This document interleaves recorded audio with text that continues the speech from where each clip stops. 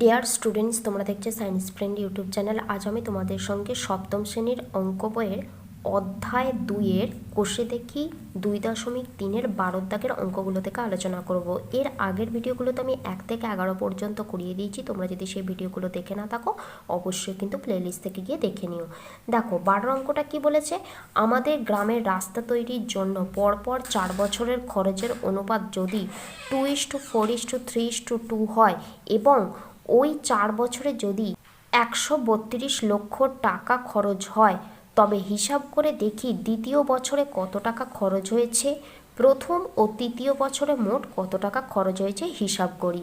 তাহলে দেখো এখানে পরপর 4 বছরের খরচের অনুপাতটা কত দেওয়া আছে, 2:4:3:2 এবং ওই 4 বছরে মোট কত টাকা খরচ হয়েছে 132 লক্ষ। ঠিক আছে, তাহলে এবার আমি বের করে নেব কি না, প্রত্যেক বছরে কিন্তু কত টাকা করে খরচ হয়েছে আমি প্রথম বের করে নেব। সেটা বের করতে গেলে কি করতে হবে, আনুপাতিক ভাগাড়ের সাহায্য নিতে হবে। তাহলে এবার দেখো যে কিভাবে আমি আনুপাতিক ভাগাড়ের মাধ্যমে আমি প্রত্যেক বছরের খরচের পরিমাণটা বের করছি। দেখো আমার এখানে কি দেওয়া আছে না, খরচের অনুপাত। তাহলে 4 বছরে খরচের অনুপাত। ঠিক আছে, 4 বছরে খরচের অনুপাত কত দেওয়া আছে, দেখো দেওয়া আছে কত, 2:4:3:2 এটা দেওয়া আছে আমার। ঠিক আছে, এটা কিন্তু 4। ঠিক আছে, আর কি দেওয়া আছে না, মোট কত টাকা খরচ হয়েছে সেই পরিমাণটাও কিন্তু দেওয়া আছে। আর মোট খরচ কত দেওয়া আছে, মোট খরচটা না 132 লক্ষ টাকা কিন্তু দেওয়া আছে। এখানে কিন্তু টাকাটা লিখতে হবে। ঠিক আছে, এবার আমি আনুপাতিক ভাগাড় বের করব প্রত্যেক বছরের মানটা নির্ণয় করার জন্য। তাহলে প্রথম বছরে খরচ হয়, প্রথম বছরে খরচ কত না, প্রথম বছরের খরচ হচ্ছে, দেখো এখানে কত 2, আনুপাতিক ভাগ যে অনুপাতটা দেওয়া আছে সেখানে প্রথম বছরটা আমি বের করছি, তার মানে উপরে আমাকে কত লিখতে হবে, প্রথম বছরের মানটা লিখতে হবে, সেটা কত না 2 টাকা। ঠিক আছে, আর নিচে কি লিখতে হবে না, প্রত্যেক বছরে যে খরচটা হয়েছে তার যোগফল, অর্থাৎ 2+4+3+2, এটা আমাকে লিখতে হবে আনুপাতিক ভাগাড় মানে। ঠিক আছে, দেখো 3+2 আমি লিখে দিলাম। আর এখানে কি লিখতে হবে, মোট খরচটা কোনটা হয়েছে সেই পরিমাণটা। এখানে মোট খরচের পরিমাণটা কত, 132 লক্ষ আমি লিখে দিলাম। একক কত না টাকা, একক কিন্তু সবসময় তোমরা লিখবে। দেখো উপরে 2 যেরকম আছে রেখে দিলাম, নিচে 2+4+3+2 করলে কত হচ্ছে, 11 হচ্ছে। আর যেরকম 132 আছে সেরকম রেখে দিলাম। একক কত না, একক কিন্তু টাকা। ঠিক আছে, এবার যদি 132কে আমি 11 দিয়ে কাটি তাহলে কত হচ্ছে, 11 একে 11 আর 11 দুগুণে 22। ঠিক আছে, তাহলে আমার ভাগফলটা কত হলো না 12। তাহলে এখন আমার পড়ে রয়েছে কত, 2×12, একক কত না টাকা। দেখো 2-এর সঙ্গে 12 আমি যদি গুণ করি তাহলে কত হচ্ছে না 24 টাকা। এখানে কিন্তু লক্ষ কথাটা আছে। ঠিক আছে, তোমরা কিন্তু উত্তরটা যখন লিখবে তখন তোমরা খেয়াল করবে। দেখো আমার এখানে মোট খরচটা ছিল 132 লক্ষ, আমি এখানে লক্ষটা লিখলাম না, তোমরা কিন্তু এই লক্ষটা এখানে কিন্তু লিখে দেবে অবশ্যই, তাহলে তোমাদের বুঝতেও সুবিধা হবে এবং না ভুলে যাওয়ার চান্সটা থাকবে। ঠিক আছে, তাহলে এখানে আমি লক্ষ লিখে দিলাম আর এখানেও কিন্তু আমি লক্ষটা লিখে দিলাম। তাহলে প্রথম বছরে আমার খরচ হয়েছে কত, 24 লক্ষ টাকা। এভাবে আমি দ্বিতীয় বছরটাও বের করব। তাহলে দ্বিতীয় বছরে খরচ কত হচ্ছে না, দ্বিতীয় বছরে খরচটা কত না 4 টাকা। তাহলে আমি উপরে 4 লিখলাম আর নিচে কি করব, নিচে হচ্ছে 2+4+3+2 করব। তাহলে 2+4+3 এখানটা যোগ হবে 2 লিখে দিলাম। আর এখানে কি লিখব না 132 লক্ষ, কারণ এটাই হচ্ছে মোট খরচের পরিমাণটা। তাহলে 132 আমি কিন্তু লিখে দিলাম। আর এখানটা লিখে দেবে লক্ষ, আর এককটা কত, একক কিন্তু টাকা। ঠিক আছে, তাহলে আমার উপরে 4 যেরকম আছে রেখে দিলাম। এই সব কটা যোগ করলে কত হচ্ছে, 11 হচ্ছে। 132 লক্ষ টাকা আমি কিন্তু লিখে দিলাম। ঠিক আছে, এখানে কিন্তু টাকা লিখে দিলাম। কাটাকুটি করলে কত হচ্ছে, 12 হচ্ছে। ঠিক আছে, 4 আর 12 গুণ করলে কত হয় না 48 লক্ষ টাকা আমার কিন্তু হয়ে যাচ্ছে। ঠিক আছে, তাহলে দ্বিতীয় বছরের খরচ কত হচ্ছে 38 লক্ষ টাকা। একইভাবে আমি তৃতীয় বছরটাও বের করব। তাহলে তৃতীয় বছরে খরচ, তাহলে তৃতীয় বছরে খরচ দেখো তৃতীয় বছরে কত টাকা খরচ হয়েছে না 3 টাকা। তাহলে আমি উপরে লিখব 3 আর নিচে কি লিখব না এই সবকটার যোগফলটা আমাকে লিখতে হবে। তাহলে আমি লিখছি 2 যোগ 4 যোগ 3 যোগ 2। দেখো তোমাদের আমি একটা কথা বলে দিই, আমি এখানে দেখো পূর্ণভাবে লিখছি, অর্থাৎ কি উপরে 3 লিখছি আর নিচে কিন্তু 2 যোগ 4 যোগ 3 যোগ 2 আমি কিন্তু এইভাবে লিখছি। আমি একবারে কিন্তু যোগফলটা অর্থাৎ 11 কিন্তু বসাচ্ছি না, তোমরা কিন্তু এইভাবেই করবে আমি যেভাবে করাচ্ছি। এখানে নিচে মানে একবারে কিন্তু 11 লিখে দেওয়ার নিয়ম নেই। আশা করি তোমরা বুঝতে পেরেছো। এবার দেখো গুণিতক হিসাবে এই গুণিতক দিয়ে আমি কি লিখব না 132 লক্ষ, যেটা হচ্ছে মোট খরচের পরিমাণটা। তাহলে আমি 132 লক্ষ আমি কিন্তু লিখে দিলাম। একক কত না একক কিন্তু টাকা হয়ে যাচ্ছে। উপরে 3 যেরকম আছে রেখে দিলাম, সব কটা যোগ করলে যোগফল কত হচ্ছে 11 হচ্ছে, 132 লক্ষ টাকা। ঠিক আছে, এখানে কিন্তু টাকা আমি লিখে দিলাম। এবার যদি আমি কাটাকুটি করি কত হচ্ছে না 12 হচ্ছে, 3 আর 12 গুণ করলে কত হচ্ছে না 36 লক্ষ টাকা আমার কিন্তু হয়ে যাচ্ছে। তাহলে তৃতীয় বছর আমার মোট খরচের পরিমাণটা কত বেরোলো না 36 লক্ষ টাকা আমার কিন্তু বেরিয়ে গেল। এবার দেখো তোমরা কিন্তু ইচ্ছা করলে তোমার চতুর্থ বছরের খরচটাও কিন্তু বের করতে পারো। তখন তোমাদের কি করতে হবে না উপরে 2 লিখতে হবে আর নিচে কি করতে হবে 2 যোগ 4 যোগ দেখো 3 যোগ 2, এটা কিন্তু তোমাদের লিখতে হবে। আর মোট খরচের পরিমাণটা কত 132 লক্ষ। ঠিক আছে, আর একক কত একক হচ্ছে টাকা। তাহলে এইভাবে তোমরা কিন্তু চতুর্থ বছরের খরচটা কিন্তু বের করতে পারো। আমি কিন্তু বের করব না, কেন বের করব না দেখো আমি তোমাদের বলে দিচ্ছি। অঙ্কটাতে কী চেয়েছে উত্তর বের করতে না দ্বিতীয় বছরে কত টাকা খরচ হয়েছে, প্রথম বছরে কত টাকা খরচ হয়েছে, তৃতীয় বছরে কত টাকা খরচ হয়েছে, এটা কিন্তু আমাকে জানতে চেয়েছে। সেই কারণে কিন্তু আমি চতুর্থ বছরটা করব না। তাহলে দেখো প্রথম উত্তরটাতে কি বলেছে দ্বিতীয় বছরে কত টাকা খরচ হয়েছে, দ্বিতীয় বছর আমার মোট কত টাকা খরচ হয়েছে 48 লক্ষ টাকা। তাহলে তোমরা উত্তরটা কীরকম লিখবে দ্বিতীয় বছরে বা তোমরা এইভাবেও কিন্তু লিখতে পারো। ঠিক আছে, আমি মানে বানান করে লিখলাম দ্বিতীয় বছরে 48 লক্ষ টাকা খরচ হয়েছে। ঠিক আছে, খরচ হয়েছে। এবার দেখো নেক্সট উত্তরটা কি জানতে চেয়েছে প্রথম ও তৃতীয় বছরে মোট কত টাকা খরচ হয়েছে। আমি দেখো আলাদা আলাদাভাবে বার করেছি, অর্থাৎ কীরকম প্রথম বছরে কত খরচ হয়েছে তৃতীয় বছরে কত খরচ হয়েছে আমি আলাদা আলাদাভাবে বের করেছি। তাহলে এই দুটো যদি আমি যোগ করে দিই তাহলে আমি প্রথম ও তৃতীয় বছরে মোট কত টাকা খরচ হয়েছে আমি পেয়ে যাব। তাহলে দেখো প্রথম বছরে কত খরচ হয়েছে 24 লক্ষ টাকা, আর তৃতীয় বছরে কত খরচ হয়েছে 36 লক্ষ টাকা। তাহলে অতএব প্রথম ও তৃতীয় বছরে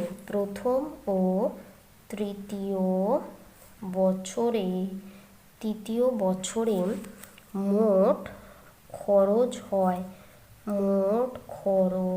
হয় কত না দেখো প্রথম বছরে খরচ হয়েছে 24 লক্ষ টাকা, তাহলে আমি 24 লক্ষ লিখে দিলাম। তৃতীয় বছরে কত হয়েছে না 36 লক্ষ। ঠিক আছে, আমি এটাকে ব্র্যাকেটের মধ্যে রেখে দিলাম। আর একক কত না টাকা। ঠিক আছে, তাহলে এই দুটো যদি আমি যোগ করি কত হচ্ছে 6 আর 4 10, 3 আর 2 5 রেখে 6, তার মানে হচ্ছে 60 লক্ষ টাকা আমার কিন্তু হয়ে গেল। তাহলে প্রথম ও তৃতীয় বছরে মোট খরচ হয় 60 লক্ষ টাকা। এটা কিন্তু তোমরা উত্তর হিসাবে লিখে দেবে, আমি আর লিখছি না। আশা করি তোমরা 12 অঙ্কটা বুঝতে পেরেছো। এবার আমি 13 অঙ্কটা করাচ্ছি। দেখো 13 অঙ্কটা কি বলেছে দেখে নিই। বলেছে দেখো বিনয়বাবু তার অবসর গ্রহণের সময়ে এককালীন 1,96,150 টাকা পেলেন। তিনি 20,000 টাকা বিদ্যালয়ের গ্রন্থাগারে দান করলেন। বাকি টাকা তিনি তার স্ত্রী পুত্র কন্যার মধ্যে 5:4:4 অনুপাতে ভাগ করে দিলেন। হিসাব করে দেখি তিনি কাকে কত টাকা দিলেন। তাহলে দেখো তিনি এককালীন কত টাকা পেয়েছে না 1,96,150 টাকা তিনি এককালীন পেয়েছেন।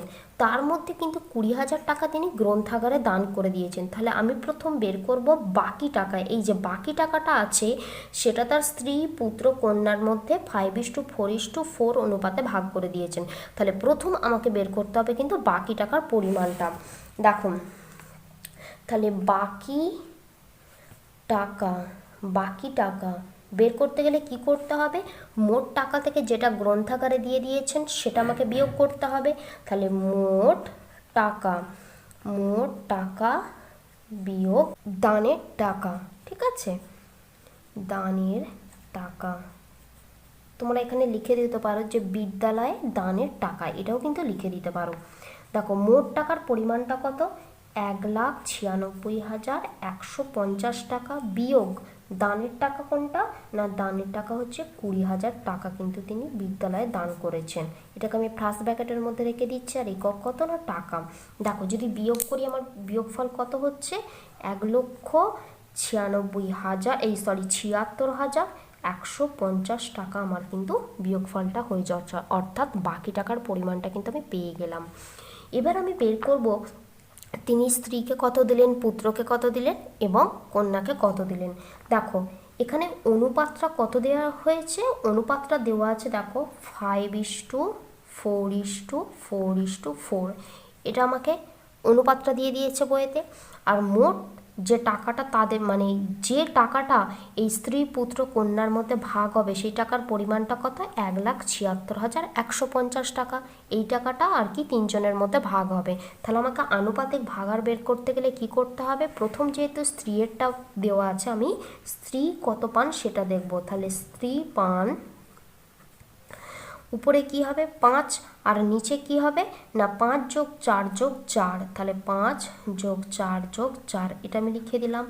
আর মানে কি বললাম আমি না কোন টাকাটা তাদের মধ্যে ভাগ হবে, স্ত্রী পুত্র কন্যার মধ্যে 1,76,150 টাকাটা ভাগ হবে। তাহলে গুণিতক হিসাবে আমি কি লিখব, 1,76,150 টাকা আমি কিন্তু লিখে দেবো, ঠিক আছে।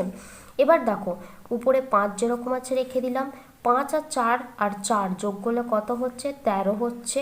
আর এখানে যেরকম আছে আমি লিখে দিচ্ছি 1,76,150 টাকা আমি কিন্তু লিখে দিলাম। এবার যদি কাটাকুটি করি, কাটাকুটি করলে কত হবে না 13,550 টাকা আমার কিন্তু হয়ে যাচ্ছে। এবার যদি আমি গুণ করি দেখো কত হচ্ছে 5 গুণিতক 13,550 এটা আমার হচ্ছে। তাহলে এবার আমি গুণ করছি, দেখো 5 শূন্য কত 0, 5 5 কত 25, 5 5 25, 26 27, 5 13 65, 66 67 মানে 67,750 টাকা কিন্তু স্ত্রীকে দেন তিনি। আশা করি তোমরা বুঝতে পারলে। এবার আমি বের করব কিন্তু পুত্র। তাহলে পুত্র পায় তাহলে কত হবে, দেখো পুত্রের এখানে টাকাটা কত 4 টাকা। তাহলে আমি উপরে লিখলাম 4 আর নিচে কি লিখবো এই তিনটের যোগফলটা। তাহলে 5+4+4 গুণিতক কি লিখবো না কোন টাকাটা তাদের মধ্যে ভাগ হচ্ছে এই টাকাটা, ঠিক আছে। তাহলে 1,76,150 টাকা কিন্তু তাদের মধ্যে ভাগ হচ্ছে। তাহলে দেখো উপরে 4 যেরকম আছে রয়ে গেল, এই তিনটে যোগ করলে কত হচ্ছে 13, 1,76,150 টাকা আমি কিন্তু লিখে দিলাম। এবার যদি কাটাকুটি করলে কত হচ্ছে না 13,550 হয়ে যাচ্ছে। এবার দেখো উপরে কত রয়েছে 4 রয়েছে, গুণিতক হিসাবে আর কি পড়ে রয়েছে 13,550 টাকা আমার কিন্তু পড়ে রয়েছে। এবার আমি গুণ করব, 4 শূন্য 0, 4 5 কত 20, 4 5 20 আর 2 কত 22, হাতে থাকে 2, 4 13 52, 53 54, তাহলে 54,200 টাকা আমার কিন্তু পুত্র পায়। এবার আমি বের করব কিন্তু দেখো কন্যা পায়। দেখো কন্যার এখানে পরিমাণটা কত না 4 টাকা, যেটা হচ্ছে পুত্র পায়, ঠিক আছে। আর অলরেডি আমি পুত্রের পরিমাণটা আমি বের করে ফেলেছি, সেটা কত 54,200, তার মানে এটাই কি পাচ্ছে না কন্যা পাচ্ছে।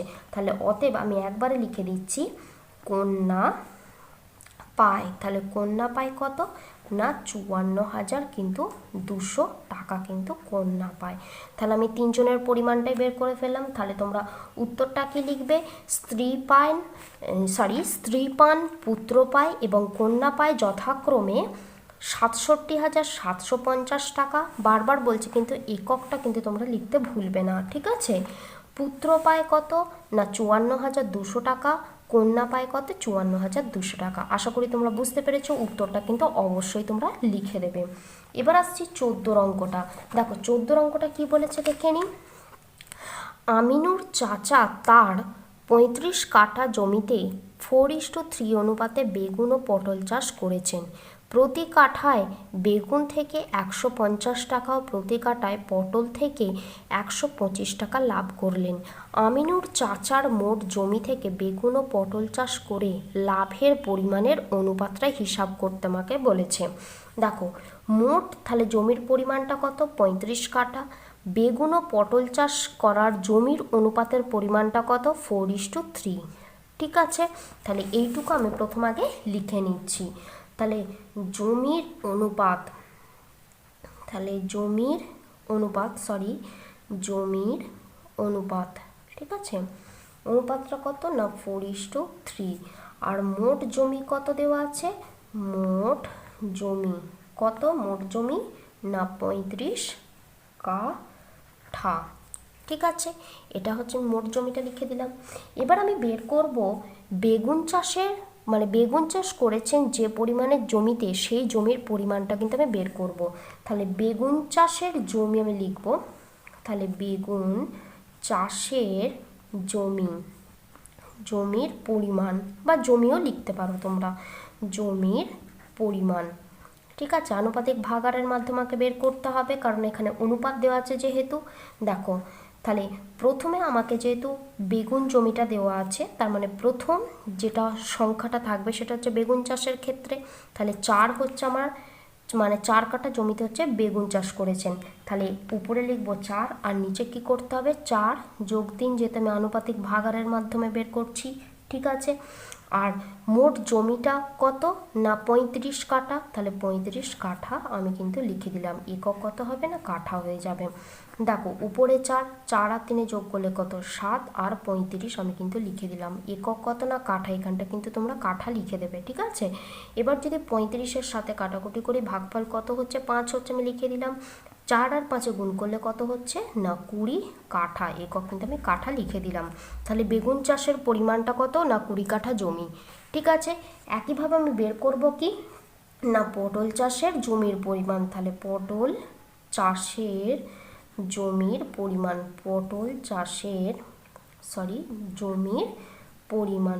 পটল চাষের জমির পরিমাণ দেখো কত হচ্ছে?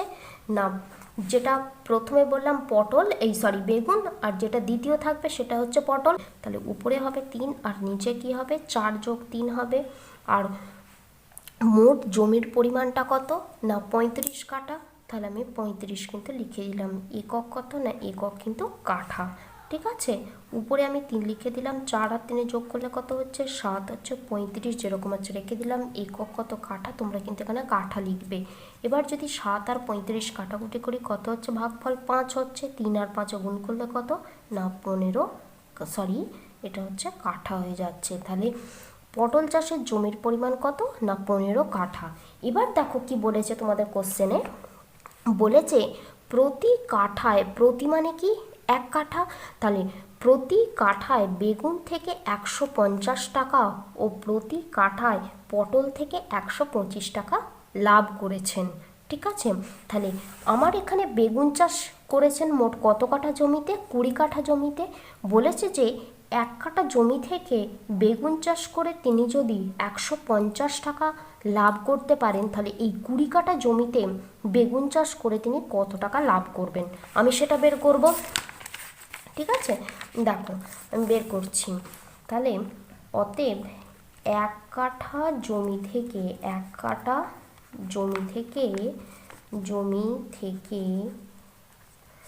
লাভ করেন কত? 1 কাঠা জমি থেকে বেগুন চাষ করে। ঠিক আছে, এখানটা অবশ্যই বেগুন কথাটা কিন্তু উল্লেখ করবে। বেগুন চাষ করে লাভ করেন কত টাকা না 150 টাকা। ঠিক আছে, আর মোট কত কাঠা জমিতে তিনি বেগুন চাষ করেছেন? 20 কাঠা জমিতে। তাহলে আমি এবার লিখবো, দেখো 20 কাঠা জমিতে 20 কাঠা জমিতে বেগুন চাষ করে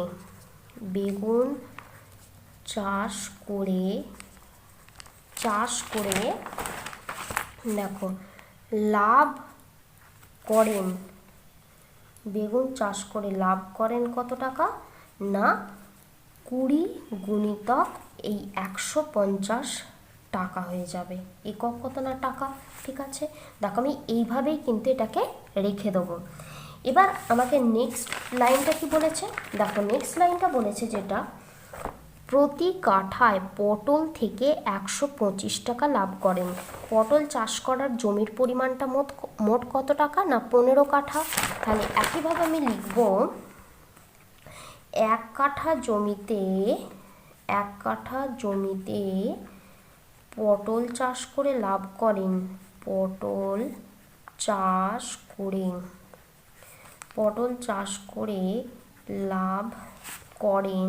কত টাকা না 125 টাকা। ঠিক আছে, তাহলে 125 টাকা কিন্তু তিনি লাভ করেন। তাহলে অতএব মোট কত কাঠা জমিতে তিনি পটল চাষ করেছেন? দেখো 15 কাঠা। তাহলে আমি লিখছি এখন, দেখো 15 কাঠা জমিতে, এখানে কিন্তু জমিতে কতটা লিখবে আমি একবারে লিখে দিচ্ছি, পটল চাষ করে লাভ করেন। ঠিক আছে, পটল চাষ করে লাভ করেন কত টাকা না 125, এই যে 125 টাকা গুণিতক 15 কাঠা। ঠিক আছে, তাহলে এককটা কত হবে? একক কিন্তু টাকা হয়ে যাচ্ছে। এটাকে আমি কিন্তু এইভাবেই রেখে দেবো। আমি গুণফলগুলো দেখো কিন্তু বের করলাম না। ঠিক আছে, তার একটা সুবিধা আছে। কি সুবিধাটা আমি তোমাদের বলে দিচ্ছি। দেখো আমাকে উত্তরটা কি বের করতে বলেছে? মোট জমি থেকে বেগুন ও পটল চাষ করে লাভের পরিমাণের অনুপাতটা আমাকে কিন্তু বের করতে বলেছে। তাহলে আমি লিখব বেগুন চাষ করার এবং পটল চাষ করার লাভের অনুপাত। তাহলে বেগুন চাষের লাভ, এটাও তোমরা লিখতে পারবে যে বেগুন চাষে লাভ ইস্টু পটল চাষে লাভ। ঠিক আছে, পটল চাষে লাভ আমি লিখে দিলাম। বা তোমরা যদি এই অনুপাতের চিহ্নটা না দাও, তোমরা কিন্তু এখানেও অনুপাত কথাটা কিন্তু তোমরা লিখতে পারো। আমি এখানে অনুপাতের চিহ্নটা দিলাম।